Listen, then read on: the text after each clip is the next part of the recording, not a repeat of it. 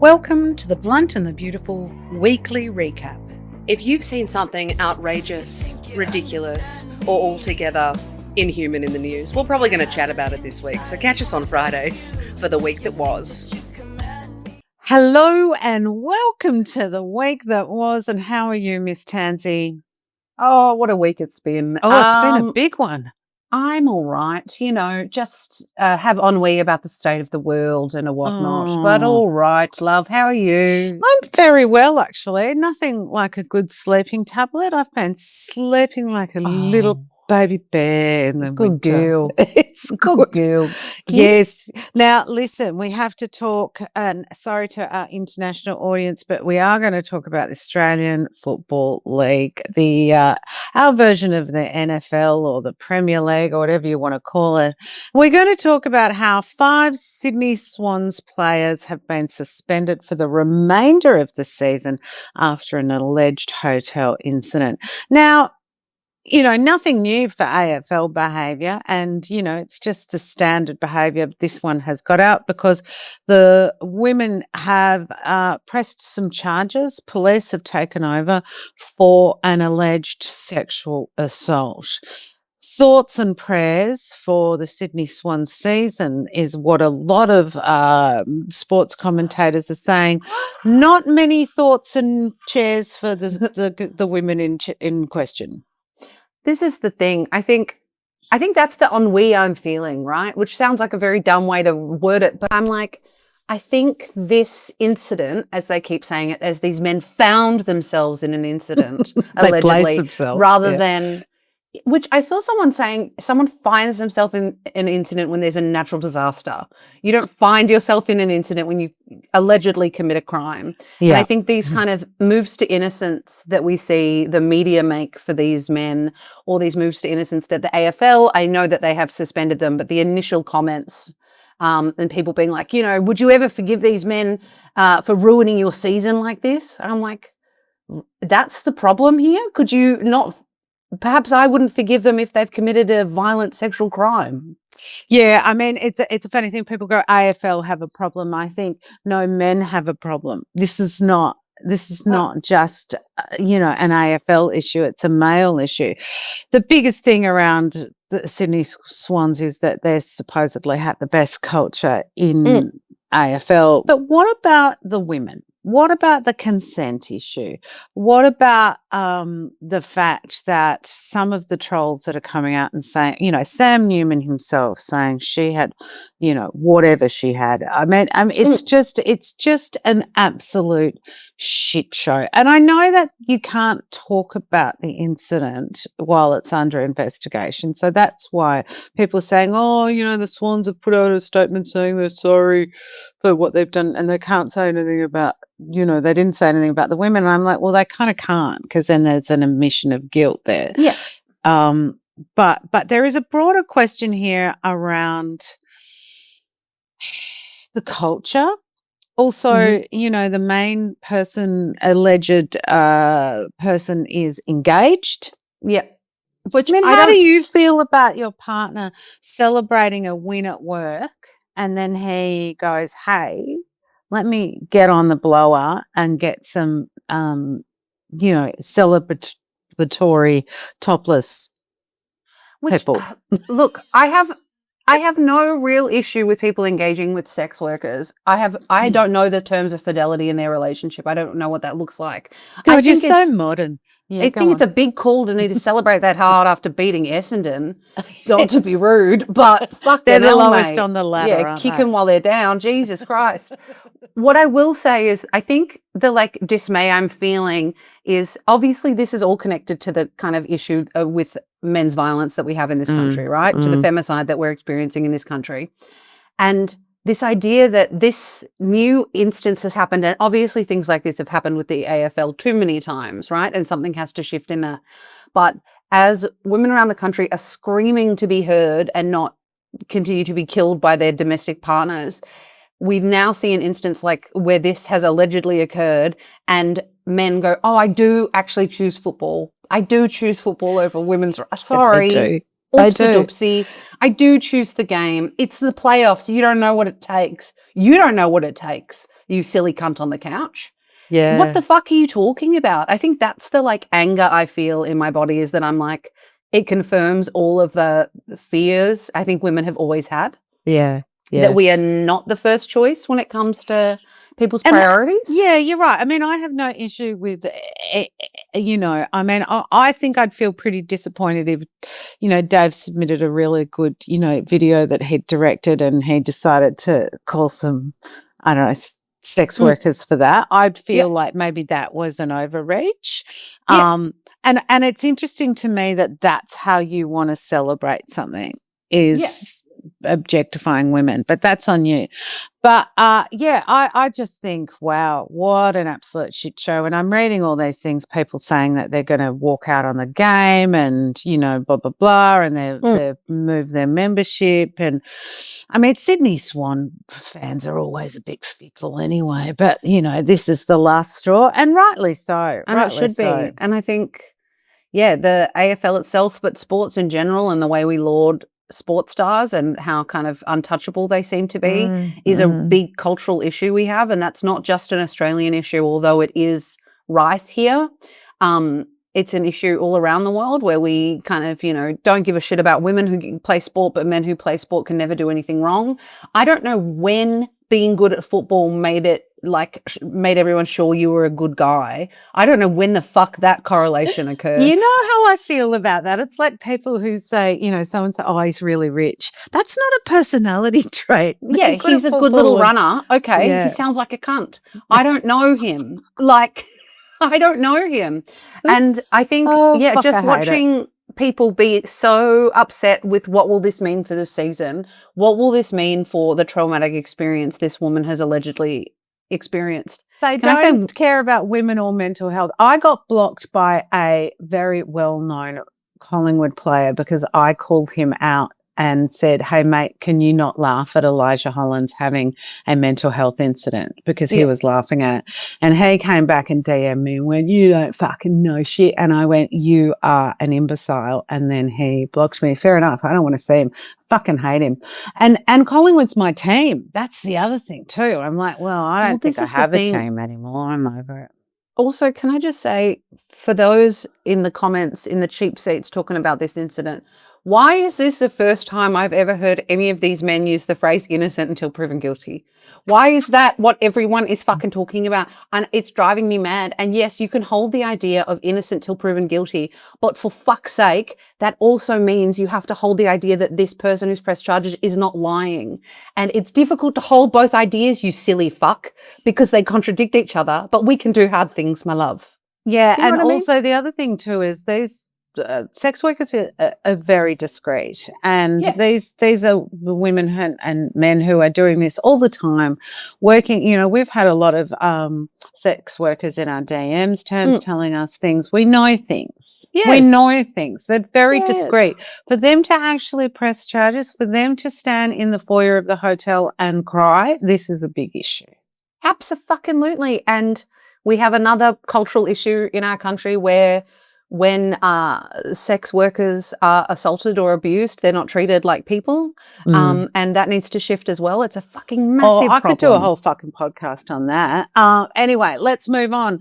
I want to talk about the very sad death of Hayden Panettiere. I tell you what, the internet detectives are absolutely working overtime at the moment. If I see another video about Diana's boat in the summer of 2009... Which I was like, my God, she died, 3 days ago, 4 days ago? I'm like, can you let her family have a moment, just a moment? Now, I want to talk about how she came out and said that Neutrogena dropped her from being, the girl next door because of her postpartum issues. And recently, I think in the last week, Kate McRae's been seen holding, I'll use my glasses thing, holding a thing to take her makeup off like this.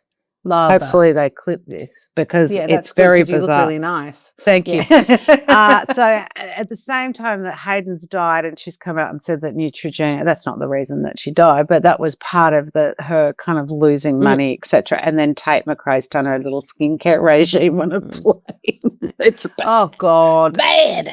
And look, that isn't even fucking Tate's fault. That's Neutrogena being sloppy little fucks.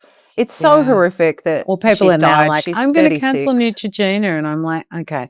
She's got a daughter that she gave up full custody of due to her mental health issues, which I think is really brave of her to do. I agree. I think she was a very, very troubled person. And it was a real shock for a lot of people because, you know, well, not me, but a lot of younger people grew up with her on their screens. She was in Raising Helen, which was one of Bring It On 3, her versus Solange Knowles. That's the strangest sentence I've ever said, but it was a fabulous movie. Well, it's really sad, isn't it, when anyone dies sad. like 36? That's just not fair. But yeah, the internet detectives are absolutely going, they've got their magnifying glasses out. Also, same with the Lindsay Clancy trial. Is that all over your feed? Not as much. I've had to seek it out at your recommendation, and now I will never forgive you because I'm getting people being like, not to be conspiratorial, which if we're starting a sentence with not to be conspiratorial, I fear perhaps a conspiracy awaits me at the end of this slideshow. Yeah. People have theories and fucking ideas, and they are. I saw someone reenact a crime scene with Bratz dolls yesterday. Oh, I saw that yesterday too. Jesus fucking Christ. I mean, the whole thing is bigger than Lindsay Clancy though, and I think what I'm struggling with is that these people are forgetting there were 3 children who have passed away. These 3 children have been killed. And witnessing the tragedy is not sufficient for some people. They have to get in it. They have to, I had a disagreement with a friend in my DMs last night, and we both agreed that we would disagree and move on.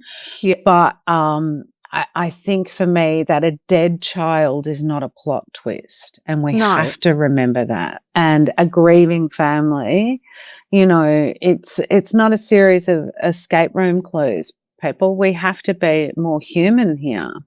And a trial is not a sports game. Do you know what I mean? You can't sit here and be like, well, no, it can't be her because I've decided it's not her. You have to look at the facts and see what's presented in court. And also, I mean, you know, things being a matter of public record and court proceedings being public is like a right and part of the legal system. But at the same time, it's not there for you to gawk at and to sensationalize. It's not fucking Chicago the musical. Yeah. Why are you trying to make characters and caricatures out of these people that have experienced such an immense loss? It's very strange to me psychologically. Something a bit woofy's happening.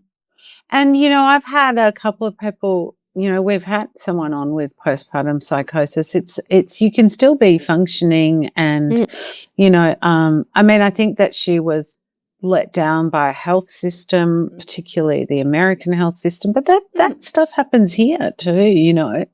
And I think also it's like you're not an expert. No one is qualified to really comment on this case unless you are in that jury or you are the judge of that case. We've got about 40 pieces of a 40,000 piece puzzle. Yeah. And it makes me really, I think it's one of the saddest trials in history. Yeah. And, so the bummer, but I just wish people would stop with the forensic fandom because it's, you know, because there was that woman who kept saying that this, the head of the criminology department at the University of Idaho had actually done the crimes of the Idaho 4, and she sued and won for $10 million off a tarot reader. So, wow. Goddamn. Okay. You're going to have to be very, very careful what people are saying. I also would like to say, not to get too like up on me soapbox annoying about it, things are bad enough at the moment. You don't need to be recreating crime scenes on the TikToks. I mean, just Jesus Christ, protect yourself. Letting yourself into this dark space is really bad. I started watching the trial when it first came up, and then I was having bad dreams and I went, oh, this is not good for me.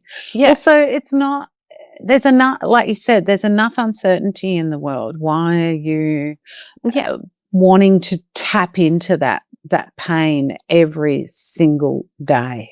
And I've always had an issue with true crime and like thought it was a bit, sensationalist and strange when people look at, real loss that people have experienced and are like, can you believe? I actually think what happened is this. And I'm like, what the fuck? Okay, Jonathan Groff in Mindhunter, pack it up. Like, too weird. Yeah. Why do you want to get involved? And why are you taking this thing that is so far removed from you and centering yourself in it? Why are you the smoking boom boom gun when you are on the TikTokies? I mean, fuck, we've got a podcast and I barely know what we're talking about. Like, I would never be like, I've worked it out. Yeah, and, I was thinking last night, I've got theories, but I'm not qualified enough to put them out there. So I'm just going to shut up and keep them to myself. Well, and like humans are intrinsically pattern-seeking and logic-seeking creatures, right? We look at a series of clues or pieces of evidence that are put in front of us and we fill in the gaps. That's why everyone thought everyone was sexier during COVID when we had the face masks on, because we filled in the logical conclusion, the bottom half of everyone's faces. But now, and so I don't blame people for having theories. I blame them for setting up a ring light and the kid's dollhouse. And I'm so sorry to Miss Brat's doll. She's catching strays today from me.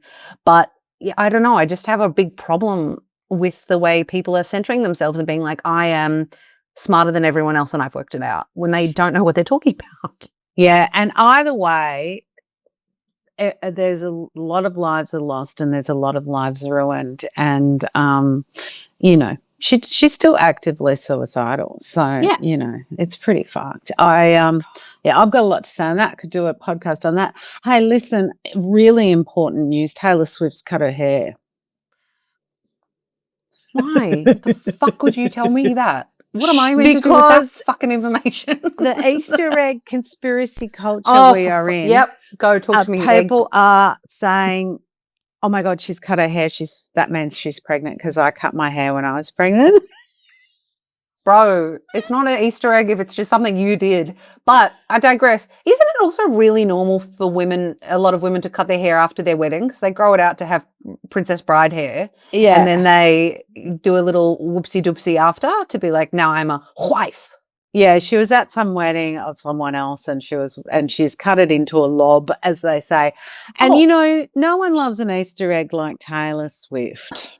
Well, no one likes an Easter egg like Taylor Swift's fans. Yeah, that's true. They're hunting for those little eggies under every bush and stone. It's crazy. So this actually, for the week that was, when I was doing my research, was one of the top stories in various pop culture, Reddit, pop culture forums, People magazine. Taylor's cut her hair. Can you imagine being that famous and going, hey, Kate's cut her hair? Oh my God. Where were you all last week when I got my trim? I mean, really, it's just ridiculous. I don't get it. But I guess I do get it. But also, I find it so interesting when someone like Taylor Swift cuts her hair and everyone goes, oh my God, she cut her hair. Like she doesn't often wear wigs, front pieces, little like clip-ins, whatever the fuck else.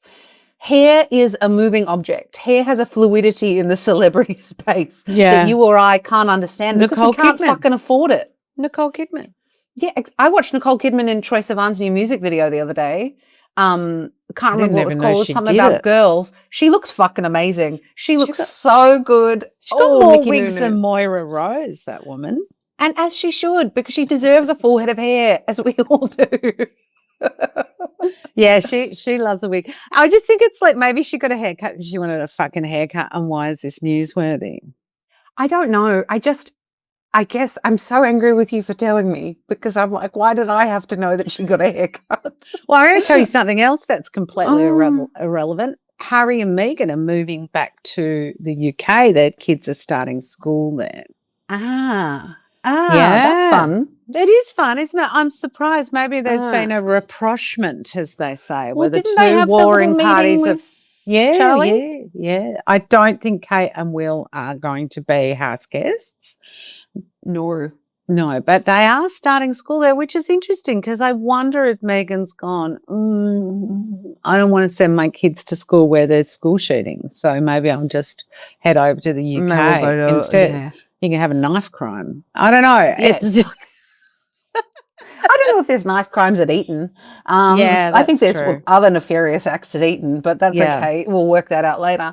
Yeah, okay, work. I'm interested in that. I guess maybe that's what the meeting was about earlier this year. Yeah, and are they going to get hello. some protective custody over there? I'm really surprised, to be honest with you. Andrew's castle's free. That's true. That's true.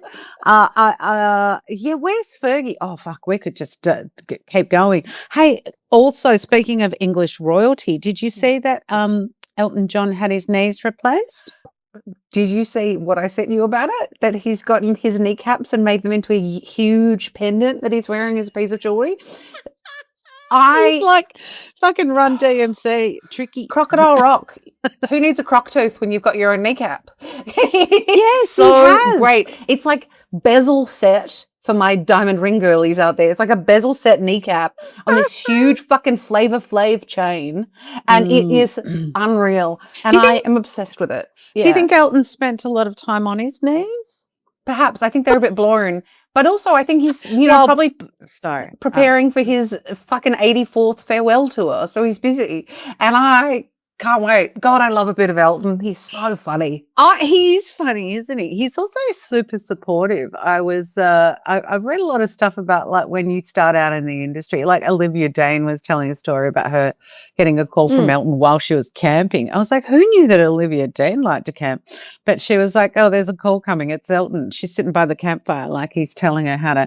And he tried to revive Britney's career. He did that song with Dua Lipa starting out. He loves Chapel Roan. He loves his young girls. He's the fairy godfather of music. There are very few things I like more in the world than an older gay man who collects people.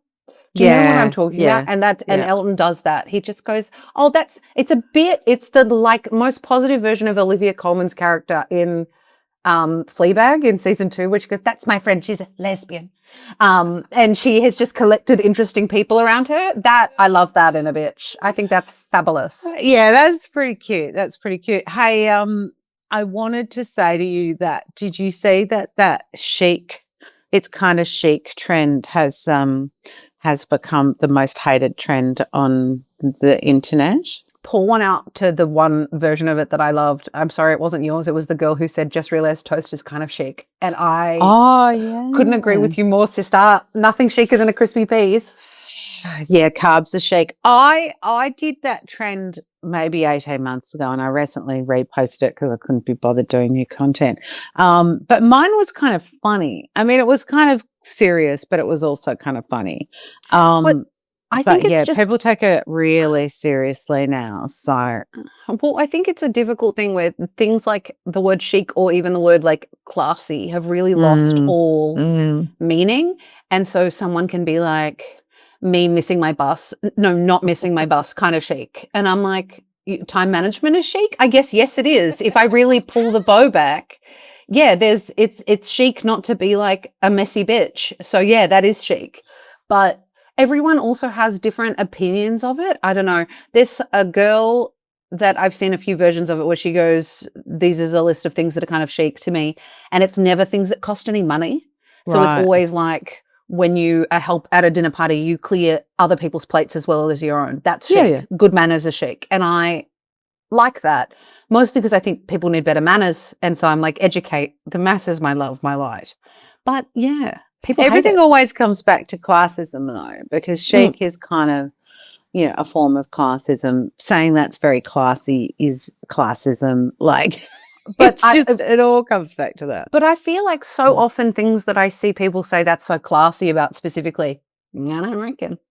Yeah. I don't think it is. I have taken to saying very unclassy party we are having here today. Karl Lagerfeld used to say something was demode, which was out of fashion. Demode. Well, I mean, he was the absolute classist, wasn't he? Yeah, he was the arsist, wasn't he? From behind in front of Tina Fey on the Met Gala steps. Didn't he also say that Philippa or Pippa Middleton she should never turn around? She should just walk everywhere backwards because she had a great ass but a terrible face.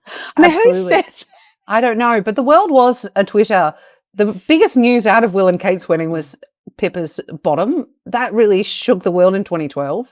Yeah, it did, didn't it? Yeah, Oh. I've been copping some hate because I said yesterday I'm sick of the rules of weddings after you told me about the new law of wedding rules, and I had some woman tell me that the bride sent 4 shades of blue, like a Pantone swatch of 4 shades of blue, and that was all the guests could wear. Well, that's the thing, because I'm like, you can be a bit specific if you want to. You might have a whole thing going on. I don't give a fuck. But when it gets down to like, you can only wear this color, I think some of the old school rules need to go. Like the rule that you can't wear black to a wedding because it means you don't approve of the bride and groom's union. What about the red one? Did you see that? Because you've done gobbies. No, because you've fucked the groom. Yeah. Yeah. So I hear. Which, hey, black and red are like the only colors I wear. We're fucked, kids. Yeah. And let me tell you, I have not fucked your groom. I can tell you that for free. I didn't do it. It wasn't me. But that's so weird to me. But also the kind of controlling nature of brides now, where it's all got to be Instagrammable. And I just think, can you just bring a bit of life into it? Can you just? But I think it's not even the individual bride's fault. I think it's the idea that you also know that if your wedding is a bit homegrown and a bit homespun and not live, laugh, lovable, people are looking at it going, oh, fuck, her wedding was a bit cheap, which is not nice. It's because everyone's become a big fat cunt alert. Sorry, everyone. I've got foul language today. Whoopsie doopsie. Me 26 minutes in, like it's going to make a difference. That's so funny. Hey, you know how much I hate LinkedIn. Yeah. Well, did you know that they did Pangram, which is the best LinkedIn, which is the best AI kind of analysis detector. Yeah. They just said that 41% of LinkedIn posts are ChatGPT. I got a promotion. Can you please write 10 things I learned from the barista down the road? Yeah. And, you know, it's the dramatic opening for me whenever I see something like, here's the thing. The truth is, and I just go, okay, that's LinkedIn writing. Yeah. I mean, that's ChatGPT writing. But yeah, it's really, really, really interesting to see because what a fucking crock of shit LinkedIn is. Yeah, fucking A. And also, let's not be using ChatGPT for things like that because actually posting on LinkedIn is a privilege, not a right. You don't have to post on LinkedIn. Yeah. So why are you making tomes and tomes with ChatGPT? It's similar to, I saw a Reddit Am I the Asshole the other day, this is off kilter, of a woman who got to the front of the aisle with her husband and he got up to read his vows and they were ChatGPT and she could hear it. Oh, and she hadn't seen it yet. Here's the thing. Yeah. Here's the thing. I love you. And she, in front of everyone, like took a step closer to him and went, is that fucking ChatGPT? And he went, and she said, say something from the heart now or I'm leaving. He went, and she walked out. Oh my God, good on her. She said, bye. Yeah, because she said, so if you need ChatGPT to tell you that you love me, why the fuck are we getting married?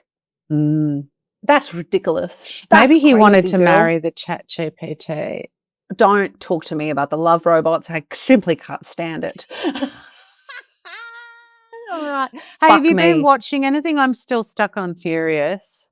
What have I been watching? Yeah, a bit of Colin. No, I've been watching the new season of Drag. How's this for a mouthful? Drag Race Down Under versus the World.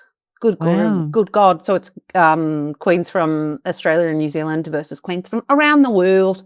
And I've been enjoying that and forcing my partner to watch it and being like, who do you like? Who do you like? Who do you like at him?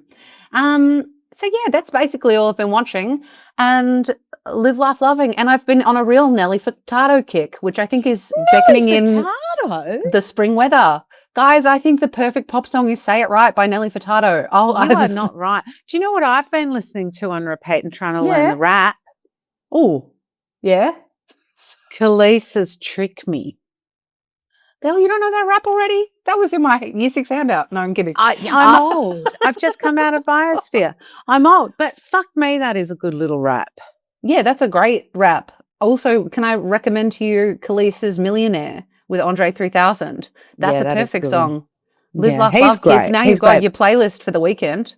Now, go and Enjoy it, listen divas. to Nelly Furtado and Khalees and we'll all be good. All right. Love your work, chicken. Have a good one. You too. Bye. Bye.